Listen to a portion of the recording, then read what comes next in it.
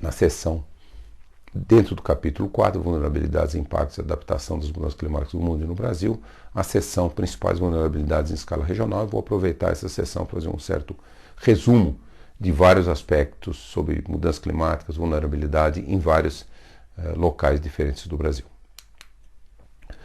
Bom, o primeiro ponto a levantar é que, desde o fim da última era glacial, em que 20 mil anos atrás até 10, 11 mil anos atrás, nós tivemos um aquecimento do planeta, entramos na era interglacial, cerca de entre 10 e 11 mil anos atrás, e essa era teve uma estabilidade climática muito maior, comparado com a época glacial. E isso propiciou o desenvolvimento da agricultura. E a agricultura é central para a civilização moderna. Então as pessoas não tinham mais que ficar o tempo todo sendo caçadores, pescadores, coletores para produzir o alimento, para alimentar a família. Uma parte da população, a agricultura gerava alimentos por um número muito maior do que só a pessoa que estava praticando a agricultura. Então isso permitiu que as pessoas se reunissem e começassem a formar os agrupamentos e, mais modernamente, se tornaram as cidades e a civilização moderna. Então, nessa época, a agricultura já era uma força biológica. Houve, inclusive, extinção de espécies devido ao avanço da agricultura e uma seleção de espécies que passaram a ser cultivadas, mas não havia um impacto global. Só recentemente nós nos tornamos uma força com magnitude geológica global e geramos uma nova época, quer dizer, as mudanças que nós estamos colocando no planeta como um todo devido ao aquecimento global, elas são uma força geológica, comparado com, por exemplo, o movimento das placas tectônicas, terremotos, maremotos, realmente uma força geológica e comparado até com períodos glaciais e interglaciais. Então nós entramos no antropoceno, deixamos o Holoceno, que é a época que nós vínhamos vivendo há 10, 11 mil anos, e entramos numa época que nós mesmos criamos, principalmente devido à injeção de gases de efeito estufa na atmosfera, modificando o clima globalmente e numa velocidade que é entre 30 e 50 vezes mais rápido, que nós chamamos a grande aceleração, em relação, por exemplo, aos períodos glaciais e interglaciais, quando a Terra entra no período glacial, quando a Terra sai de um período glacial. É uma lenta mudança climática que tem um impacto global, mas numa escala de dezenas de milhares de anos. Essa escala agora ela é até 50 vezes mais rápida. Vamos falar um pouquinho de incerteza. A incerteza é inerente ao método científico e não pode servir de justificativa à inação. Ainda mais em função da urgência que nós temos hoje de atacar de frente à crise climática global. Eu gosto de dar esse exemplo de que como nós lidamos em outras áreas com incerteza. A incerteza não pode ser usada em hipótese nenhuma para inação. Vamos olhar como sociedade moderna de um país desenvolvido como os Estados Unidos lida com diagnósticos médicos. Em 2017, um estudo da Clínica Mayo dos Estados Unidos, um dos mais importantes centros de pesquisa em saúde do mundo, mostrou que 20% dos pacientes com doenças graves recebem um primeiro diagnóstico totalmente errado. O primeiro diagnóstico de alguém com risco de vida, olhando mais de 100 mil diagnósticos da medicina norte-americana, eram totalmente errados. E havia também um percentual grande mais, outros cerca de 20%, que eram parcialmente errados. E os totalmente errados podem levar à morte. Por que que isso acontece? Porque há 10 mil doenças e somente 200 a 300 sintomas. Quer dizer, as medidas, os vários exames clínicos que um médico, uma médica pede para um paciente e depois recebe aqueles dados, tem que ver qual é o que aqueles dados dizem em 10 mil doenças. Então, é um trabalho muito difícil, com uma margem de incerteza. E ninguém deixe de buscar atendimento de saúde devido a essa incerteza inerente. Eu gosto de usar esse exemplo, porque, vamos dizer assim, no mínimo, o diagnóstico tem 20% de margem de incerteza. É mais do que isso, mas vamos supor 20%, que são os diagnósticos totalmente errados. Que o planeta está aquecendo nas últimas décadas é 100% de certeza, 99,9%. Que é a nossa ação humana lançando os gases, a responsável principal por esse aumento, é acima de 95%, já chegando talvez a 99%. Então, é só para fazer uma comparação que ninguém deixa de ir no médico por causa desses 20% de diagnósticos, primeiros diagnósticos totalmente errados, mas nós temos uma inação muito maior com relação às mudanças climáticas. Também eu gosto de mostrar esse Instituto Cato é um think tank americano muito conservador e que apoiou inúmeros negacionistas, por muitas décadas, pagando os negacionistas para colocar dúvida sobre a seriedade dos riscos das mudanças climáticas. Mas um ex-vice-presidente, Jerry Taylor, 21 de maio de 2019, esse ano, ele voltou atrás. Ele escreveu um artigo que ele mostra quão arrependido ele se tornou. Eu mantinha que, ainda que a mudança climática fosse real, se comprovaria que os impactos seriam provavelmente modestos e o custo de reduzir as emissões do gás de efeito estufa em muito excederia os benefícios. Isso é o que ele pensava. Entretanto, eu mudei minha convicção sobre isso. Por quê? Entre outras coisas, eu mudei minha ideia sobre gestão de riscos. Então, esse curso é curso de pós-graduação em desastres naturais. E um aspecto essencial dos desastres naturais é a gestão de riscos. Se pensarmos em riscos climáticos, ele continua, da mesma maneira que pensamos em riscos em outros contextos, devemos com toda certeza nos proteger e fazê-lo agressivamente, por remoção dos combustíveis fósseis da economia tão rápido quanto possível. Continuando, temos registros geológicos imperfeitos de dados climáticos históricos. Temos modelos computacionais imperfeitos que refletem nosso entendimento imperfeito da dinâmica climática. Mas tal ambiguidade é em si própria um fator de motivação para reduzir as emissões. Então, ele está indo numa lógica muito diferente dos negacionistas ou dos grupos econômicos ou dos países que não querem agir. É uma lógica. Se você tem uma certa incerteza aqui, quer correr o risco, vai pagar para ver ou não. E ele continua, nunca antes nós conduzimos um experimento onde os gases de efeito estufa foram injetados na atmosfera nas taxas dos dias de hoje. Isso não existe por milhões de anos. Nós não temos um planeta de reserva se as coisas forem horrivelmente para a direção errada. Esse é um ponto importantíssimo. Nós não podemos pagar para ver. Quando se trata de manejar riscos de enormes dimensões, economia avançada de bom senso sugere que nós devemos considerar mudança climática muito seriamente.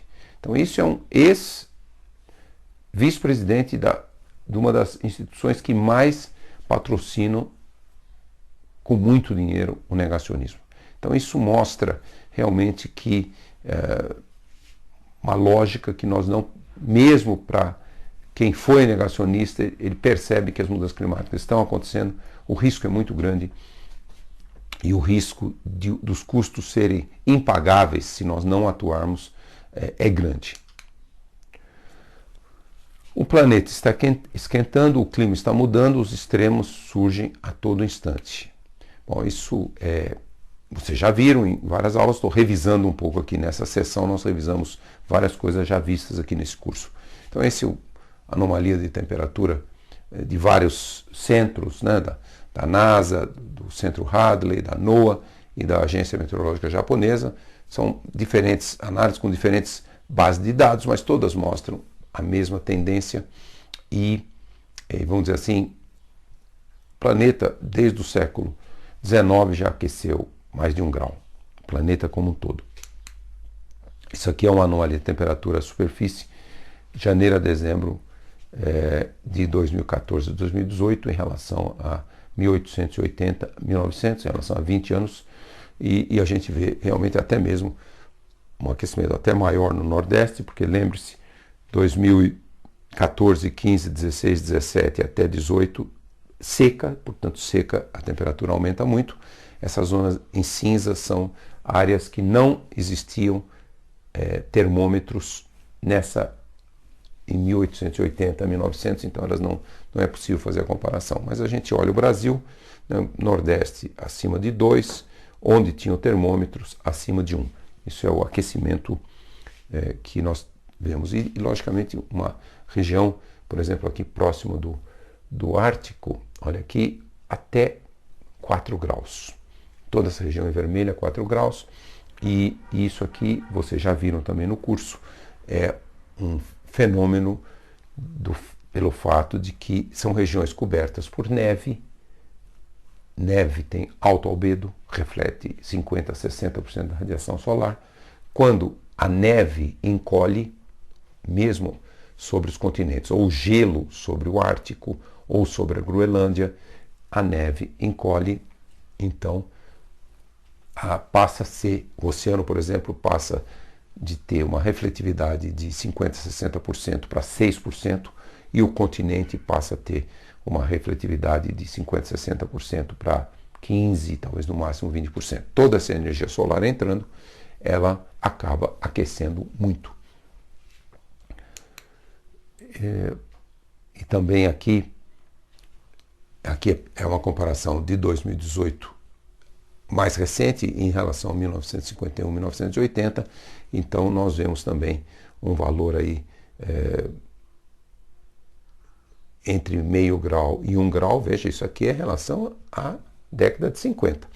E no Nordeste, principalmente em função dessa seca que ocorreu durante 6 anos, nós vemos aqui acima de 1 grau no curto intervalo aí de 60 anos.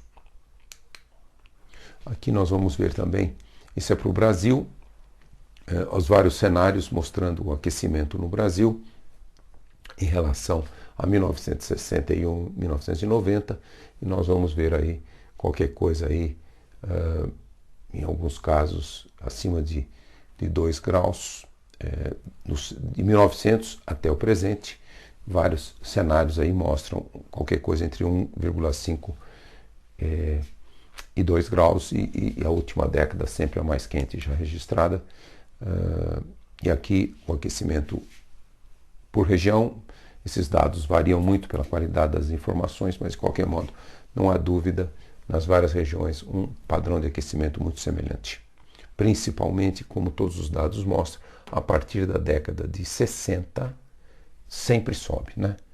Década de 60 sempre sobe. Então é um padrão global. Mudança observada na precipitação anual sobre o Brasil, comparando com a década de 61, 90, 2010 a 2018, já capturando aqui essa grande seca do Nordeste, mas de qualquer modo a gente vê um padrão de um pouco de aumento de chuva aqui e uma tendência de diminuição da chuva em Nordeste, em boa parte da Amazônia. E os desafios de segurança hídrica no mundo, recapitulando um pouco o que nós já mostramos, 2,1 bilhões de pessoas vivem em zonas áridas. Até 2030, metade da população viverá em áreas de alto estresse hídrico.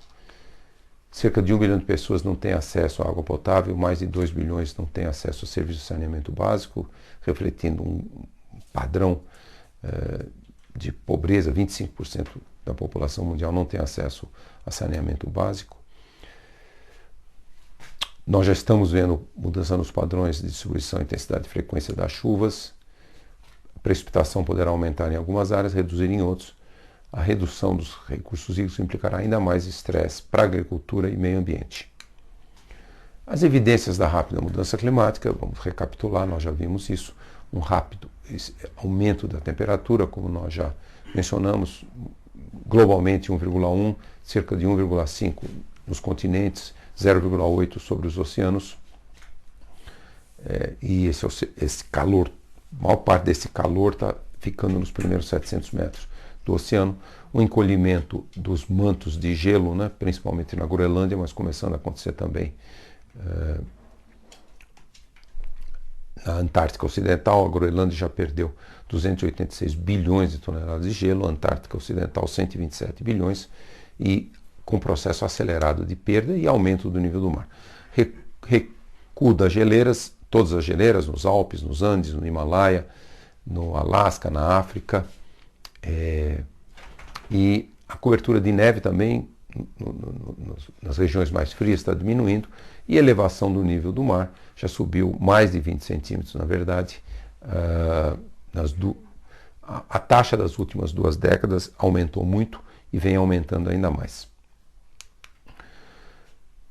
De novo, o gelo no Oceano Ártico vem reduzindo muito rapidamente, e hoje as estimativas são que esse gelo aqui pode desaparecer no pico do verão do hemisfério norte até 2050, 2060, se nós não conseguirmos reduzir o aquecimento global. O que é uma coisa que não acontece há mais de 20 milhões de anos no planeta. Então é uma mudança enorme. Também eventos extremos estão crescendo, tanto secas, mas principalmente ventanias, tempestades severas, inundações. Um efeito, os oceanos prestam um belíssimo serviço ambiental ao absorver uma boa parte do CO2, do gás carbônico que nós emitimos. 56% vai para o continente e para os oceanos, mas tem um efeito negativo, a acidificação. O gás carbônico reage com a água e forma o ácido carbônico. Portanto, o oceano está ficando cerca de 30% mais ácido, e se essa tendência continuar, até o final do século nós teremos um oceano tão ácido como se não se vê há dezenas de milhões de anos, com uma modificação total da vida marinha. Cerca de 40% dos organismos que têm esqueletos, os peixes e vários mecanismos que têm esqueleto, eles não sobreviverão, porque a forma de carbonato de cálcio, que é a base da estrutura dos ossos, ela não mais acontecerá, porque com alta acidez do oceano não haverá a possibilidade desse carbonato de cálcio se tornar sólido, saturar e se tornar sólido. Então, esses animais, a não ser que haja alguma adaptação genética improvável, eles desaparecerão. Não se formará mais o esqueleto desses oceanos, desses animais. O aumento da intensidade e frequência dos extremos de temperatura e precipitação no Brasil, vamos revisar um pouquinho. Muito importante ver esse dado, enorme impacto, 291 estações do Instituto Nacional de Meteorologia em todo o Brasil. Veja aqui, década de 60, em média, para todas as estações, não mais do que 30 dias por ano com que a temperatura máxima ultrapassasse 34 graus. No curtíssimo intervalo de 50 anos, esse número já passou de 60 dias e continua subindo. Esse dado atualizado já vai mostrar perto de 70 dias nos últimos anos. Então, isso é um dado que não deixa nenhuma dúvida que as temperaturas máximas estão aumentando. Isso é principalmente devido ao aquecimento global. Nós vemos também, mesmo numa região que as projeções de mudanças climáticas indicam uma leve tendência ao aumento da chuva, que é a região sul e o sul, o sudeste, nós estamos vendo fenômenos, por exemplo, como aqui, extremos mais intensos e frequentes, chuva de 2013, 14, 15, 16, um momento de uma anomalia na estação novembro a março, no sudeste, uma tendência de vários anos com chuvas abaixo da média, principalmente as secas de 2014 e 2015. Quando a gente olha o Nordeste, o que nós vemos? Uma seca histórica, 2012 a 2018, o período, se a gente comparar aqui 1962, a gente vê uma lenta diminuição da chuva no Nordeste, muito preocupante e também compatível com o que os cenários de mudanças climáticas projetam, lógico, com grandes variações de ano para ano, mas a maior período seco do registro histórico desde a segunda metade do século XIX. 7 anos com chuvas abaixo da média, alguns anos com muito acentuado, 2013, outros anos, 2017, outros anos já com menos chuva. Verde aqui é o Nordeste como um todo, e o azul, essa curva aqui, é para a região semiárida somente. E também, quando a gente olha para a região semiárida, o que nós vamos ver? Que essas áreas em vermelho são consideradas áreas semiáridas, que é um índice de aridez, pelo índice de aridez, que é a precipitação anual total dividido pela evapotranspiração potencial. Quer dizer, quando uma região chove um certo valor, mas ela é quente e seca e tem um potencial de evaporar muito mais do que chove, essa é uma região árida ou semiárida, dependendo do critério. Então, o vermelho aqui é semiárido. Então, o que nós vemos? A gente pega a década de 61 a 70, 71 a 80, 81 a 90, 91 a 2000, 2001 a 2010 e depois esse último período, 2011 a 2016. Dessa análise chegou a 2016. Lembre-se que a seca continuou em 2017 e também em 2018. O que nós vamos ver claramente? Veja que a área em vermelho e até áreas que já entram no critério árido, nesse período de seco aqui, da seca de 2012 a 2018. Esse é um dado com base na série de precipitação do Climate Research Unit, CRU, e esse aqui na base mais recente, que o CPTEC tem com muito mais estações. O padrão é muito semelhante, não há nenhuma grande variação. Então, aparecem áreas áridas no Nordeste nos últimos 5 anos, isso se manteve também em 2017 e em parte em 2018. Então, mostrando uma tendência muito preocupante de aridização do Nordeste. As causas do aquecimento global, já falamos bastante nos primeiros capítulos desse curso, só para recapitular, essas são simulações do 5º relatório do IPCC, e que não deixam nenhuma dúvida, só mesmo quando se colocam os gases de efeito estufa e os aerossóis, a gente consegue reproduzir as temperaturas. Essa aqui é a variação dos vários modelos em rosa, essa é a temperatura média do planeta na área continental, aqui global, e veja bem, essa variação aqui dos cenários dos modelos é muito acima da variação quando só se coloca fenômenos naturais, variação da radiação solar e também de erupções vulcânicas. Então, não há nenhuma dúvida que realmente a melhor, em ciência sempre nós temos que nos ater à melhor explicação do que acontece na natureza, que são os gases que nós estamos lançando, que são a principal causa do efeito estufa. Isso aqui só para ressaltar aqui também, isso é verdade na América do Sul, principalmente a partir da década de 60 e 70. Limites da adaptação às mudanças climáticas. Vamos entrar um pouco nessa questão dos limites. Abordagem por uma avaliação de risco, né? Lembre que eu comecei essa aula falando do ex-vice-presidente de um instituto negacionista de mudanças climáticas, que mudou totalmente de ideia, e mudou porque ele fez uma avaliação de riscos. A percepção e consciência de risco variam enormemente entre sociedades e dentro de uma sociedade, e variam também geográfica e temporalmente.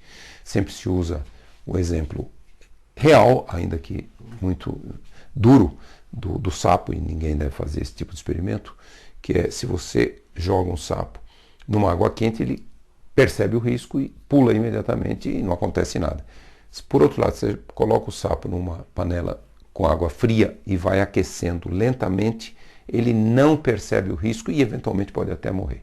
Porque ele vai aquecendo muito lentamente, ele não vê o risco de passar de um certo limite que a fisiologia do sapo não aguentaria mais. Então, a percepção e consciência de risco variam enormemente. A pergunta que nós devemos fazer é: há limites absolutos para a adaptação às mudanças climáticas? E aqui, de novo, eu menciono, estou fazendo um resumo de vários capítulos que nós já cobrimos nesse curso. Será que, utilizando o nosso cérebro, o nosso principal equipamento evolutivo, nós não podemos nos adaptar a qualquer grau de mudança climática? Essa pergunta é muito importante, porque se a resposta for um sim absoluto, sim, qualquer grau, talvez a preocupação diminua se não tivermos sucesso no Acordo de Paris. Agora, se a resposta for não, há limites absolutos, então isso nos joga no outro lado, que nós temos que ter sucesso no Acordo de Paris. Bom, vocês já viram isso no capítulo aqui eu estou recapitulando. Nós já vimos que o nosso corpo tem limites absolutos, né? Então, qual é o limite absoluto do corpo humano para poder perder o calor metabólico? 35 graus de temperatura, 100% de umidade relativa, e aí vai, aumentando a temperatura, diminui. Vamos pensar se num lugar, que hoje muitos lugares do Brasil já chegam em 43, em lugares desérticos também, 43 graus é 58% de umidade relativa. Então, esse mundo aqui, todas essas regiões são onde passa o limite fisiológico. E mostramos isso. Então, existe sim uma temperatura máxima e uma umidade máxima em que é um limite para o ser humano, para a saúde do ser humano. Que nós chamamos essa temperatura de bulbo úmido, que é esse nível aqui, 35 graus, 100% de umidade, ou, por exemplo, 41 graus, 66,9% de umidade. E também, estou recapitulando, nós já vimos isso, várias cidades onde a temperatura de bulbo úmido passou de 31 graus, Rio Branco muitas vezes, Cuiabá 73 vezes entre 1980 e 2015, e isso cada vez está ficando mais próximo. Nós tivemos um dia em 2015, em outubro de 2015, em Manaus, que a temperatura de bulbo úmido atingiu 32 graus, quer dizer, apenas a 3 graus desse limite fisiológico. E se nós não pararmos o aquecimento global, nós ultrapassaremos esse limite fisiológico em muitas partes do planeta, como isso aqui nós mostramos também.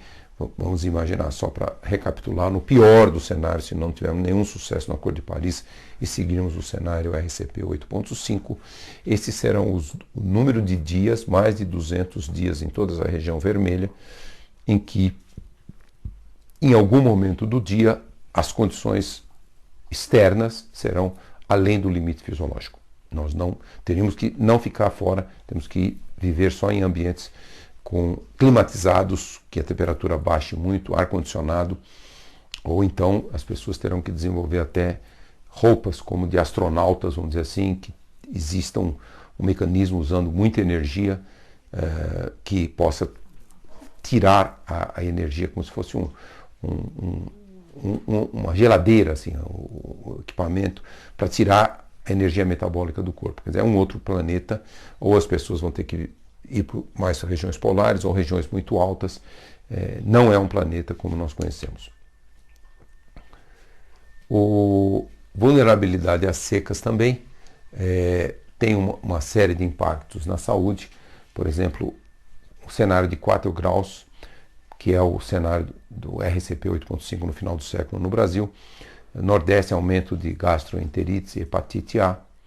A Amazônia brasileira, essa vulnerabilidade às secas deve ser mais intensa, frequente e mais longas.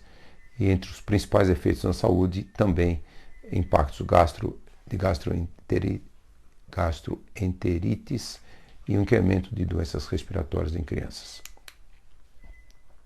Que já mostramos isso aqui, esse limite, né?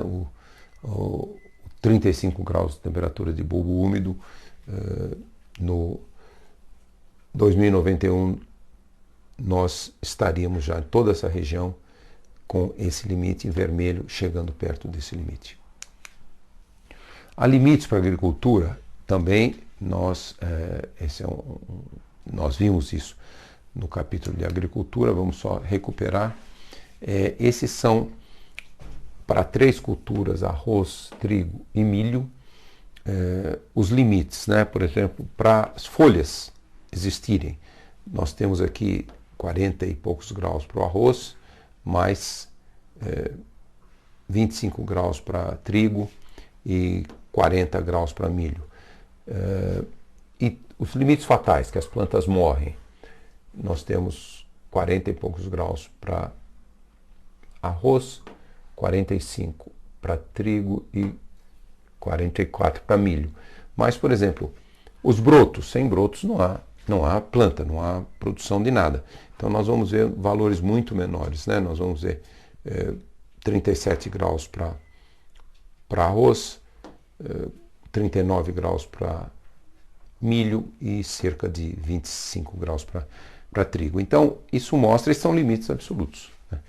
Passou desses limites, não há produção. E o Brasil é tropical, com exceção do sul. Esses limites já estão sendo atingidos em alguns anos e no futuro todas as temperaturas serão acima desses limites no Nordeste, no Centro-Oeste e na Amazônia. Então, quer dizer, essas regiões deixam de ser, pelo menos, produtoras de grãos, como esses grãos. Este é um estudo da Embrapa que mostra os vários limites também. Cultura 45 milho arroz, 40 girassol algodão, 35 batata, feijão, soja, cana-de-açúcar, 34 café, 30 trigo, mostrando onde a temperatura vai passar de 35 graus. Como eu mencionei, uma grande região do Centro-Oeste e Amazônia que perderia a possibilidade de ser produtivo. Aqui também um cenário feito média anual do número de dias com temperaturas máximas acima de 34 graus, como eu falei, um número muito importante para a agricultura, e nós vemos realmente no cenário 8.5, nós estamos para o ano todo, que a temperatura máxima vai estar acima, no final do século, de 34 graus. Como eu mencionei, diminui demais a possibilidade do Brasil ser uma potência agrícola como é hoje, só abaixo de 34 graus, só o sul e alguns lugares da costa. Impactos para a saúde humana, como nós já mencionamos, nós temos aí o caso extremo de que pode ser no cenário RCP 8.5, que pode ser os aumentos de temperatura e como eu já mencionei, os impactos são muito grandes para a saúde humana. E o impacto na caatinga do semiárido do Nordeste? Qual seria o impacto desses cenários? Isso mostra um estudo, olha, essa é a seca de 2012, um ano de seca extrema, e aqui está as cores, né? O amarelo é uma seca moderada, é uma seca fraca, uma seca de baixa intensidade, laranja é uma seca moderada, vermelho é uma seca severa e essa cor aqui é uma seca extrema. Então você vê que na seca de 2012, alguns lugares tiveram seca extrema, vários lugares tiveram seca severa, a maioria uma seca moderada e também ao redor uma seca de fraca intensidade. Agora olha aqui nos cenários do IPCC, RCP 8.5, olha o que aconteceria em 2070, 2100. O que é hoje uma seca extrema seria uma seca super comum naquela época. Então, esse é um cenário do que poderia acontecer no Nordeste. E também um outro cenário mostra, aqui essa cor é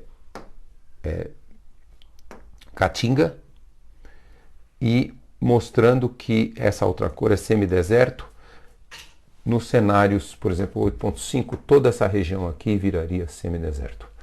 Que lembrem que eu mencionei que já está havendo uma aridização e nessa seca muito grande de 2012 a 2018, a gente já viu algumas manchas de regiões áridas não semiáridas, exatamente onde os modelos projetam que poderá se tornar um semideserto.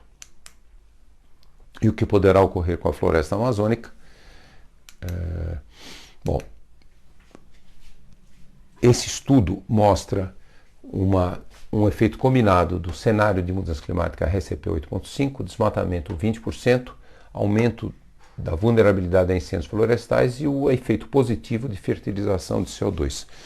Aqui é a simulação de controle, floresta, savana, floresta seca, e aqui a gente vê o que aconteceria. A floresta mesmo, ela vai para o oeste, fica realmente só nessa porção aqui, diminui 50% a 60%. Por exemplo, nesse cenário, mudança climática, 20% de desmatamento, aumento da vulnerabilidade a fogo e o efeito de fertilização do CO2, no cenário RCP 2.5 sobram somente 50% de floresta amazônica. No pior dos casos, isso é 2050, no cenário RCP 8.5 sobram só 40% de floresta amazônica lá no oeste. Isso para dar uma ideia dos riscos para a floresta amazônica. E por isso, nós, o professor Tom Lovejoy e eu, lançamos esse alerta o ano passado, em fevereiro de 2018, que não podemos passar de 20% a 25% de desmatamento, porque o aquecimento global está acontecendo, o aumento da vulnerabilidade está acontecendo tudo ao mesmo tempo. Se nós passarmos de 20% a 25%, nós corremos um risco de savanização da Amazônia, ou aquecimento maior que 3 graus, e nós estamos com 1,1 graus de aquecimento, mas já estamos com 17% de desmatamento na Amazônia. E no ritmo atual do desmatamento, que cresceu muito em 2019, nós ultrapassaremos esse ponto entre 15 e 30 anos, muito próximo desse ponto irreversível de ruptura da floresta amazônica. Os ecossistemas mais vulneráveis do Brasil são os biomas, por biomas, né? Mata Atlântica e Cerrado como hotspots de biodiversidade, tem biodiversidade muito ameaçada. Caatinga para os fenômenos da desertificação, Amazônia, savanização, que eu acabei de dizer. Os ecossistemas de altitude elevada, lógico, aquece, fica muito quente, aquelas plantas e animais não resistem. Marinho e costeiro, aumento do nível do mar. Urbano, ondas de calor. As espécies ameaçadas, alta sensibilidade ecológica, principalmente os anfíbios e os corais, e plantas e mamíferos e aves, o deslocamento para o sul. Então esses são os mais vulneráveis no Brasil. Nós já nas cidades também mostramos o que o aquecimento global pode fazer para o aumento imenso da vulnerabilidade das grandes cidades, principalmente da cidade de São Paulo. Os desafios para o Brasil, nós podemos dizer que o Brasil e o planeta têm que enfrentar essas 6 grandes transformações, né? Nós temos que, no setor de energia, descarbonizar, substituir combustíveis fósseis, aumentar a eficiência e acesso à energia de toda a população, especialmente energia renovável. Nós temos que ter um consumo e produção sustentáveis. A maior força dessa mudança está na mão dos consumidores. Então, o uso de recursos de forma sustentável, a economia circular, que recicla tudo, autossuficiência e também diminuição da poluição. Revolução digital é uma grande transformação que está acontecendo, inteligência artificial, big data, biotecnologia, nanotecnologia, sistemas autônomos. É importante também ver que muitos desses aspectos da revolução digital têm aspectos muito negativos, podem levar a uma disrupção dos sistemas sociais. Mas essas altas tecnologias, tecnologias da quarta revolução industrial, elas também podem contribuem muito para essas 6 grandes transformações. Capacitação humana e demografia, educação, saúde, envelhecimento, mercado de trabalho, gênero, desigualdade. Quer dizer, nós temos que tratar todos esses aspectos. Em poucas décadas, 60%, acima de talvez 70% da população vai viver em cidades. Então temos os desafios de moradia, mobilidade, infraestrutura sustentável, água e poluição. E por fim, e muito importante para o Brasil, a questão dos alimentos, os usos da terra e da biosfera Intensificação sustentável, uma agricultura que use menos área e produza mais de forma sustentável, sem gerar poluição, resíduos. A manutenção da qualidade dos oceanos, da vida dos oceanos, da biodiversidade, das florestas, da água, dietas saudáveis e nutrientes. Dietas saudáveis podem diminuir muito o impacto e a pressão sobre os recursos naturais. Então, com isso terminamos essa sessão e passaremos à próxima em breve.